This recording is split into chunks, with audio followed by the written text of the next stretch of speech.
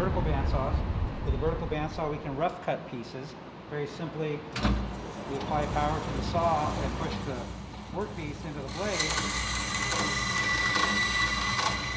and rough cut our parts into smaller pieces so that we can put those into our vices and whatnot as we're going to manufacture them. There's a big push to bring more undergrads into the research part of this department.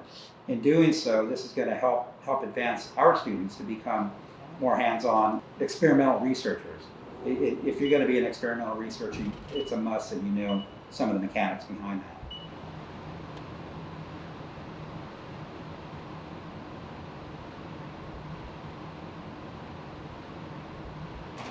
In the physics machine shop, in order for a student to come in and use the shop, first off, the student has to complete the safety training course.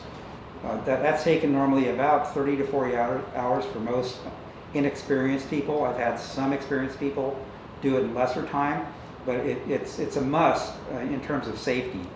Once that course is completed, then a student can come in currently on a scheduled basis.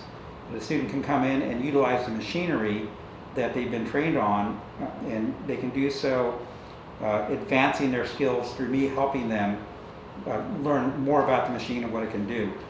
So the physics student machine shop is a basic machine shop. It consists of your normal drill presses, power saws, horizontal and vertical band saws. We have hand tools to work with here. We have benches with vices on them. And then we have the more advanced machinery like engine lathes and vertical turret knee mills. And along with that, we also have some computerized equipment. We have a 3D printer, and we also have 2 CNC mills in here now. We also have SolidWorks and Fusion 360 CAD/CAM type programs to design parts with and create the part programs to generate those tool paths. So I grew up in Montana, and you can see the Milky Way most nights when it's not cloudy. And I learned all the constellations and the stories behind their Greek names, and that's how I got into physics initially. What I'm doing now is very different. I found out that I like to do more hands-on research, and machining is definitely an aspect of that. You can't underestimate how empowering it is to work in the machine shop and build something for your experiment. And the support that exists here and the technology that we have in the machine shop is phenomenal. I knew absolutely nothing about what materials were or how to even begin to think about. I didn't know what a lathe or a milling machine was, and I think you can learn a lot here with experts, and I think that's pretty unique to Berkeley.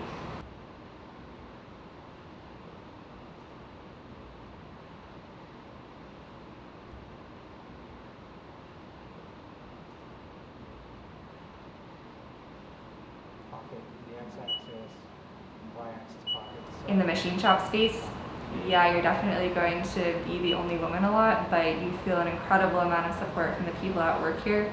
I remember when I was first learning how to use the lathe, and Jesse would say things like, "Are you sure you've never done this before? You really have a natural knack for this." And support like that goes a long way in making you feel like you belong. Machining is a form of art, and it's a lot of fun to do it yourself. If you're an experimental physicist or thinking about becoming an experimental physicist, by all means learn how to do it. It's going to help your research, and it's going to be something that you'll enjoy doing.